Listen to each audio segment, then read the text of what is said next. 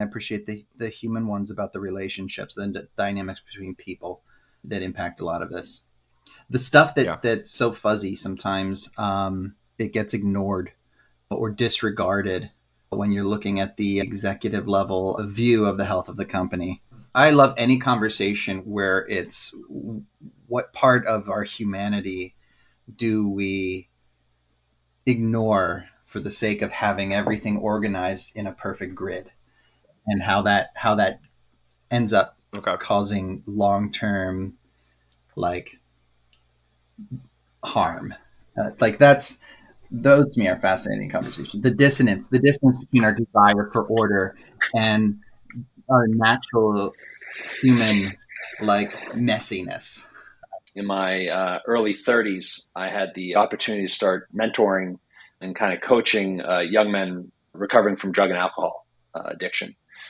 And through a series of events, that eventually led me to last job as COO at Ethos Treatment, which was a phenomenal drug and alcohol, and now actually drug and alcohol and mental health outpatient provider here in the Philadelphia region.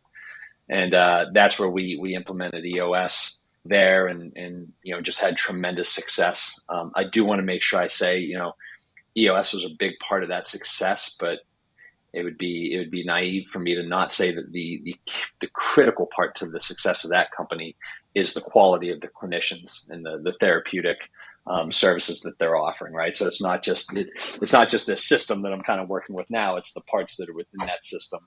But yeah, so Yeah. that's kind of how I got to where I'm at today. As long as I can remember, I take actual pleasure in like making things work better, like finding efficiencies, right? Even if it's like finding a shortcut driving my son to school. We've actually figured out on our drive, I have a 5-year-old, and so we have about a 15 to 25-minute commute, right? And in figuring out that we can actually go a little bit longer mileage wise, and it saves us a few minutes, right? And like that just kind of excites me, in finding those efficiencies. And that's just been a part of me my whole life. Throughout my career, I've worked at small companies where I've experienced grave inefficiencies because of how small they are. But while working at these small companies, we've had clients who were Fortune 100 companies and marveled at the inefficiencies they have on the opposite end of the scale, right? You can see how people can be very inefficient because they only have 3 people doing this.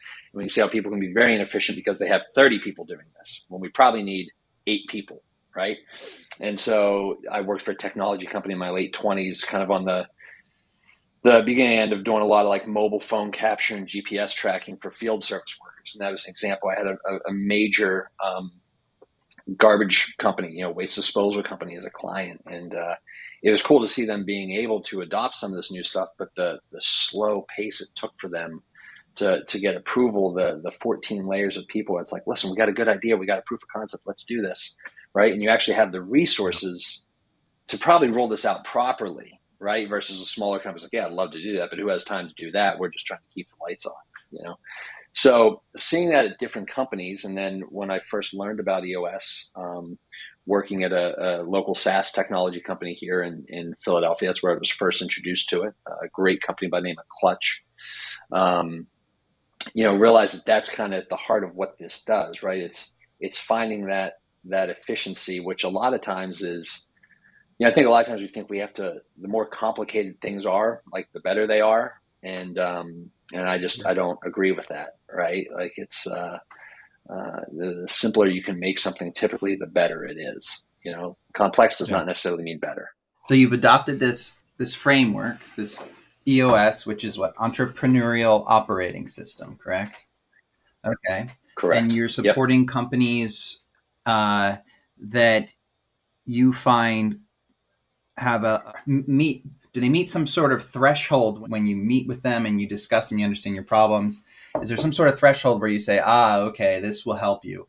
Or is it more of, regardless of the circumstances, this would be beneficial for you? Yeah, so I would say it's somewhere in the middle. There's kind of 6 main components to the EOS model that we help companies strengthen, right?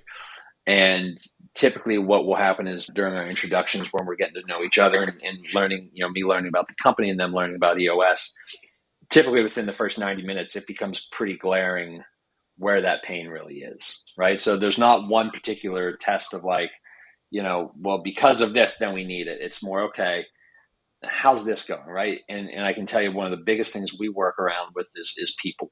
I would probably say the vast majority of clients we end up working with, solving their people issues, which there's a variety of those, tends to really be kind of the first thing. I think what's interesting to talk to you guys about, because it's something I've always been geared towards, the component that we work with that is normally the most often overlooked, though, is around process and documenting process. And for us, that means about, getting the most important stuff that you do. I don't care what it is you do, right? Whether if you develop software, if you dig ditches, right? But whatever it is you do, getting the most important stuff you do done the right and best way every time.